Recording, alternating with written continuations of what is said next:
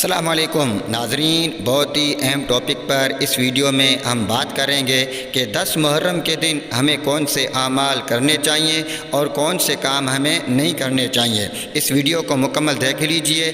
آخر میں آپ کو یہ بھی بتاؤں گا کہ 10 محرم کے دن گھروں میں کھانا پکانا چاہیے یا نہیں پکانا چاہیے۔ تو سب سے پہلے یہ کہ 10 محرم کے دن ہمیں روزہ رکھنا چاہیے کہ 10 محرم کو روزہ رکھنے کی احادیث مبارکہ میں بڑی فضیلت بیان ہوئی ہے۔ 10 محرم میں نیک اعمال میں سے ایک یہ بھی نیک عمل ہے کہ کسی یتیم کے سر پر ہاتھ رکھنا چاہیے، یعنی اس کا خیال رکھیں، اس کی خدمت کریں۔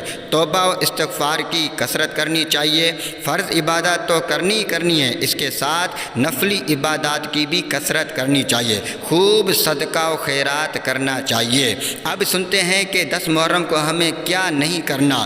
ننگے پاؤں نہیں گھومنا، میلے کچیلے کپڑے نہیں پہننے، اپنے بالوں کو بکھیرنا نہیں ہے، اپنے آپ کو میلا کچیلا نہیں رکھنا، بلکہ اپنے آپ کو صاف ستھرا رکھنا چاہیے کہ شریعت مطہرہ میں، دین اسلام میں صفائی ستھرائی کو بہت پسند کیا گیا ہے۔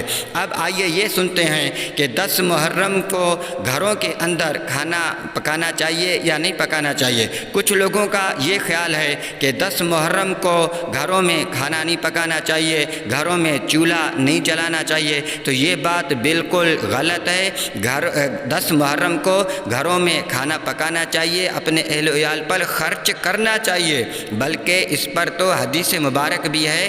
آئیے میں آپ کو حدیث مبارک سناتا ہوں۔ فرمان مصطفیٰ صلی اللہ تعالیٰ علیہ وسلم ہے کہ جو 10 محرم کو اپنے اہل و عیال یعنی گھر والوں پر خرچ کی کشادگی کرے گا، اللہ تعالیٰ سارا سال اسے برکت عطا فرمائے گا۔ تو اللہ پاک ہمیں ان باتوں پر عمل کرنے کی توفیق عطا فرمائے۔ اس ویڈیو کو لائک بھی کر دیجئے اور اچھا سا کمنٹ بھی کر دیجئے، اور ہو سکے تو ثواب کی نیت سے اس ویڈیو کو شیئر بھی کر دیجئے۔